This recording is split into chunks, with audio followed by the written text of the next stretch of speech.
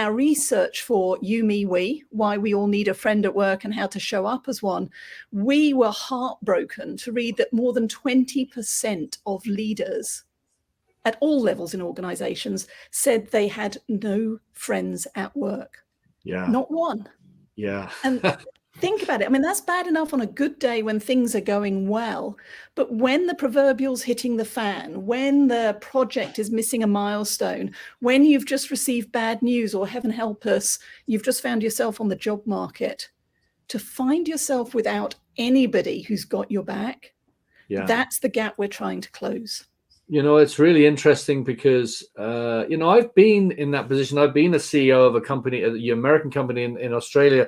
And looking back, I don't mind saying it was a pretty lonely time because, you know, the board above you are watching everything. Some of the people below you want your job. And I actually don't remember having a friend, you know, and then when it comes to an end for whatever reason, it can be quite traumatic for people, you know. And why do you think? I haven't even thought of this question ever before, but how do we get to this place? How did organizations get to a place where the leaders don't have friends? Why do you think? I know why it happened early in my career, because I kept getting told that old cliche of it's not personal, it's just business. And that's BS. It doesn't matter if you're a solopreneur on a big multi-international company with 50,000 employees, all business is personal. And I see it in the work that I'm doing with leaders. I'm here in New York at the moment. I'm going on to meet with my client afterwards. The internal politics silos and turf wars that don't just slow down company success, it slows down team success, and ultimately, left unchecked, damages individual leadership reputations. And if we want to build a culture of belonging, engagement, where people can thrive, don't wait for the mysterious they. What we're sharing in You, Me, We is, how do I own it? How do I own how I feel at work? Going back to Linda's question, how do I own how others who are working with and for me feel at work? And then I can be intentional about how I show up, whether it's the more directive, chatty Morag or the more quiet, reflective Morag. Yeah, I think that's really powerful. Don't expect others to... Everything is two-way, you know. I think that's so important. Terry, what do you think? You're sitting. I can tell Terry is being very reflective there. So yes, I'm just chomping at the bit, ready for you know, my part of it. You know, my wife and I, we have a global company. We have clients and friends, dear friends, like my pal here, Simon, all over the world. And that makes us lonely. We've got to go out and hitchhike to get people to stop by, or, you know, we, you know, try to figure out a way to speak near them or something so that we can meet in person.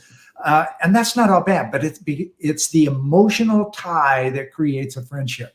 So the three of us could be department heads or whatever in a single corporation and be nowhere close beyond 3 different continents, and yet be very good friends. And somebody that we can talk to for that personal moment, because we're all persons, you know, we're all people. And just because we sit at the top seat doesn't mean we're less human. Okay. Some of the best leaders, I think it was Epictetus that said, you know, always strive to be humble, because you know, you draw in more, what am I trying to say here? You draw in more information.